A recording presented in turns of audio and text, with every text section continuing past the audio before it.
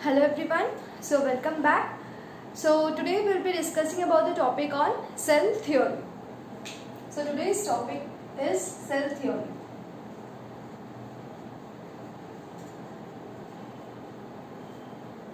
So before going on to the basic postulates of cell theory, let us see that who was the first who observed cells and coined the term cell.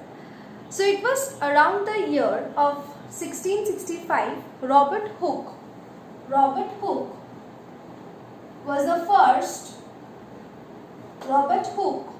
first to observe cells from the cork cambium. From where? From cork cambium, that is the bark of the plant.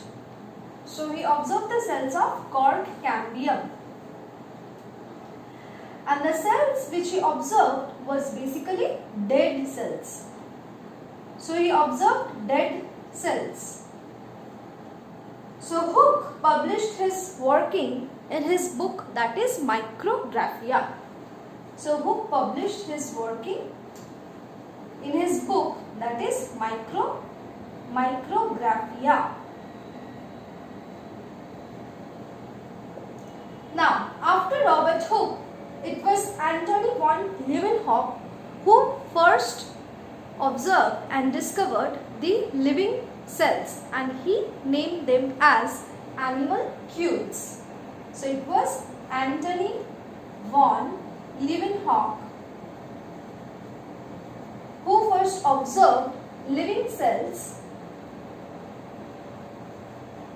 and he named them as animalcules. Animalcules, which are also means you can say the meaning as little animals. Now, then came the cell theory into existence. So, cell theory is basically a scientific theory that describes the basic properties of a cell. So, we know by now what a cell is, how it look like, what are the different types of cells, prokaryotic cells and eukaryotic cells. So, the postulates of the cell theories helps us to tell what are the basic properties of a cell. So, let me tell you the basic postulates of cell theory.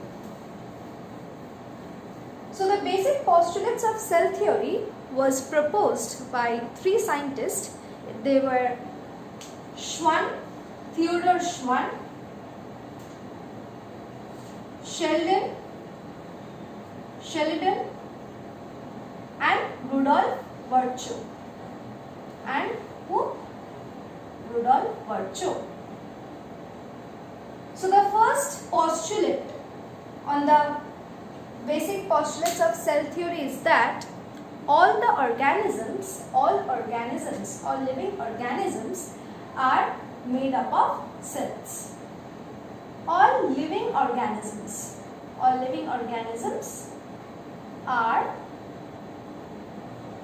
made of or composed of cells, and the organism can either be unicellular, means the organisms can have single cell, or they can be multicellular, they can have more than one cell. So the second postulate is that cell is the basic structural and functional unit of life. Cell is the basic structural and functional unit of life. So this is the second postulate, that cell is the basic structural and functional unit of life. And the third postulate of the basic postulates of cell theory was proposed by Rudolf Virchow. He stated that new cells arise from pre-existing cells.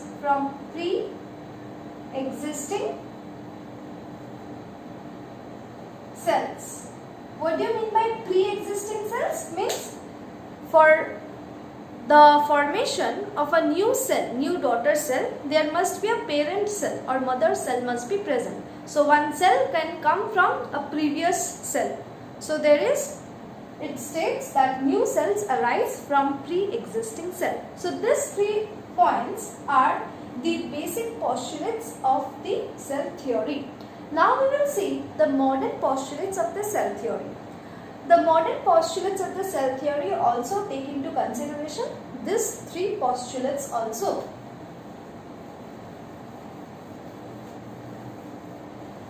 So the modern postulate of cell theory is the postulate number 4, which tells that hereditary information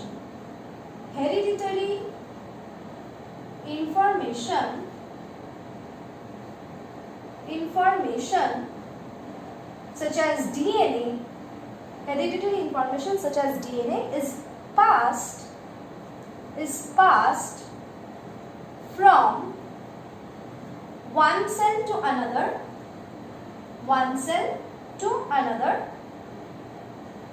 during cell division.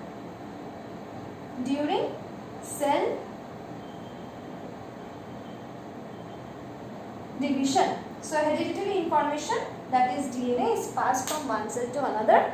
So from a parent cell, DNA, genetic information or hereditary information is passed from the parent cell to the daughter cell during the process of cell division.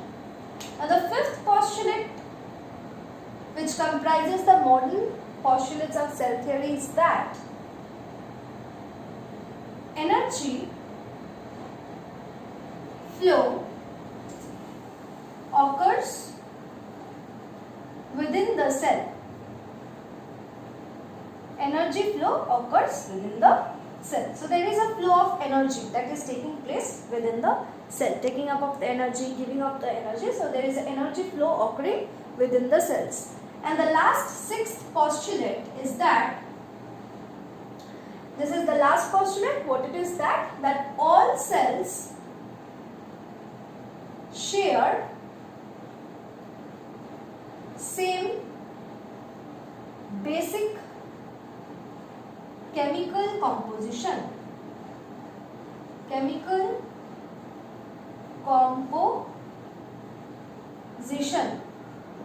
So what is the last postulate? All cells, means whether it is a prokaryotic cell or eukaryotic cell, all the cells share same basic, the chemical composition or the nature of the cell which the prokaryotic cell has or the eukaryotic cell has. They are common. They have many things in common. That is, the chemical composition is in common.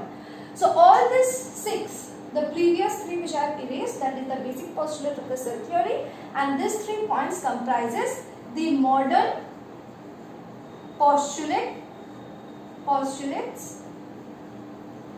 of cell theory. And from this postulates of cell theory, what we can conclude? We can conclude that this postulates gives us a description about the basic properties of a cell, whether it's a prokaryotic cell or eukaryotic cell. It just tells about the basic properties a cell has, right? So today I am ending my note over here.